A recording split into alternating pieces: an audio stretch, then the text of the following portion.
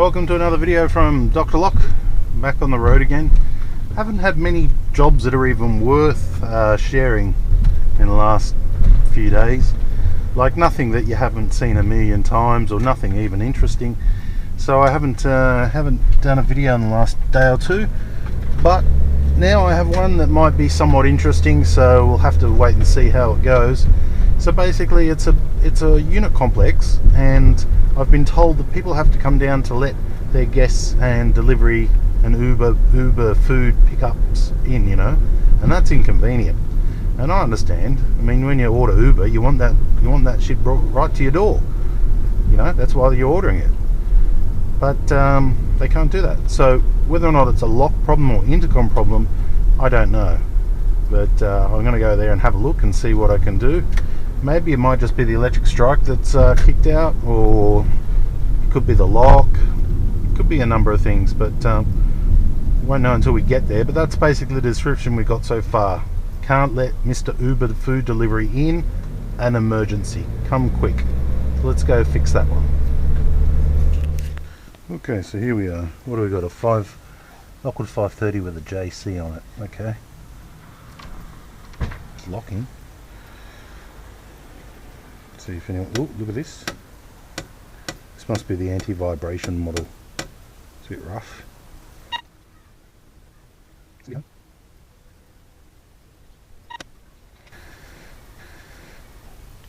Hello? Oh, hello. It's a locksmith. Are you having troubles with your front door? Yeah. Yeah. Does the key work? Yeah, key works. But when you release it, it doesn't work. Is that right? Yeah, when someone ring the bell from down and we try to open from our home, it doesn't open. Okay, but your key turns in the lock okay, and you can use the key okay? Yeah. Okay, can you try pushing that button for me just to see if it unlocks? Yeah.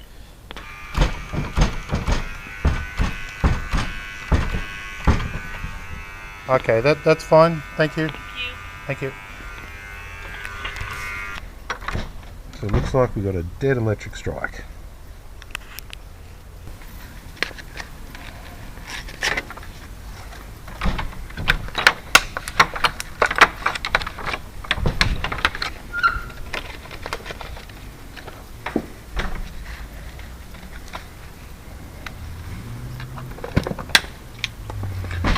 Okay.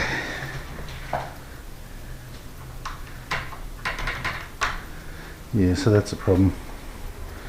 It's just a piece of rubbish. So now what I'll do is I'll take a photo.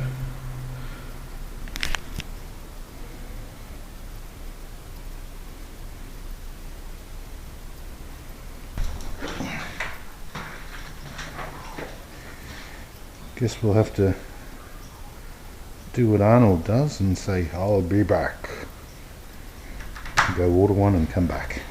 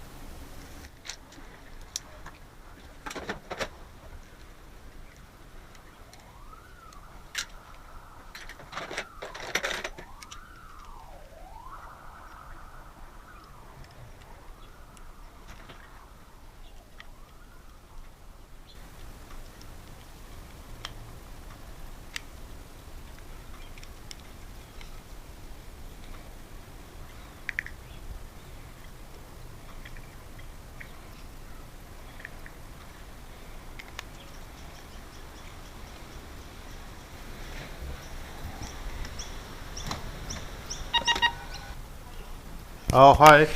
It's a locksmith. Can you try? I'm trying to fix this for you. Yep. Okay, that's working. Thank you. Thank you.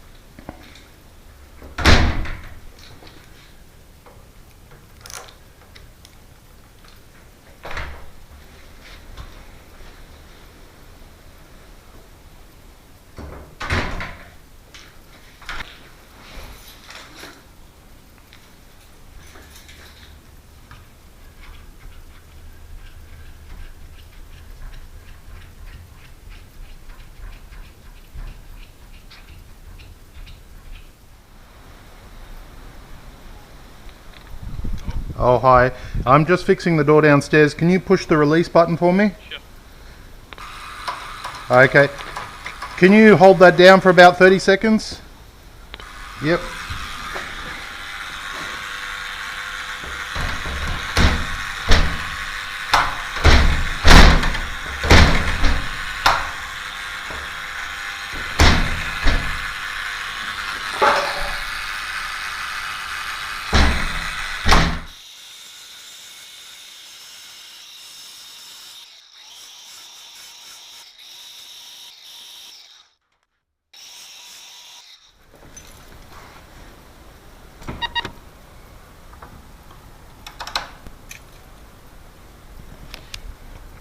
Hello?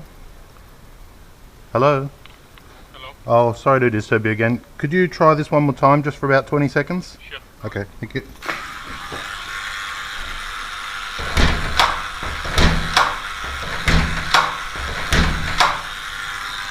That's great, thank you. Thanks a lot.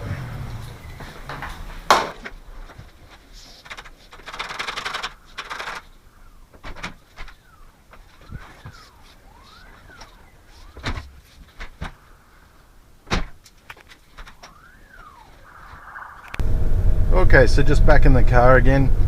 So it started off to be an electric strike. We had to order the right one. It was a pretty close fit. So that strike now should be fine for a few more years. It's high use, so who knows, depends on how they treat it. I noticed the doors had a lot of rattle, but I tried to make it as smooth as possible. Now with the door closer, I had no option there. I had to replace it. We had one exactly the same footprint, which was the Lockwood 2024S, I think it was. So they're not a very expensive door closer, but the original one, you could see at the bottom where all the oil had just leaked out. So at that stage, there's really no saving it. I did try and adjust it up a little bit, but it would have just been unreliable. So putting on a new door closer is definitely the way to go. It's one of those times where it just needs it. For the job to work properly, it just needs it. If not, the door would have been banging. The possibility to break that glass. I can hear it all rattling. It feels very fragile. The neighbours as well, they'll get really upset when they hear this banging all the time, every time people come in and out. So definitely needed a door close up. I had to make a small modification there to the latch on the Lockwood 530. Normally I wouldn't do that, but it was just basically hanging in there by a little bit, and it was just the ramp wasn't wrong, so I rectified that, and now it locks and unlocks perfectly. So that's a good thing. What I would have liked to have done is I would have liked to have actually replaced the lock and put a 3062 on there, a storeroom set with a lever on the inside and a knob on the outside. But of course doing that means that the bill would go up, and I'd also have to match then the security key which everybody has. I had enough trouble just buzzing them, getting them to help me test it and release it to test the electric strike.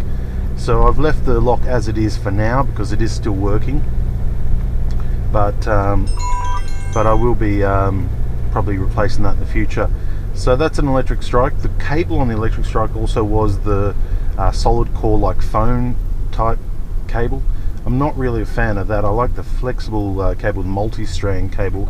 They seem to be better for those type of applications. When you've got those solid core cables, the problem is that if you get one little break, or if it kinks backwards forwards, you can actually break one of the wires like that. You'll never be able to trace it, or you can, but it's a real hard thing to see and hard thing to find. That's why they doubled up, and there's actually two. You got 2 wires for positive, 2 wires for negative. But anyway, in the end, it works good. It's an old intercom system, and everything's working again, so everybody should be happy. And it locks, latches, closes, so that's about the best we can do. Old foyer door, but at least now it's back in service. Okay, any comments, leave them down below. Thanks for watching.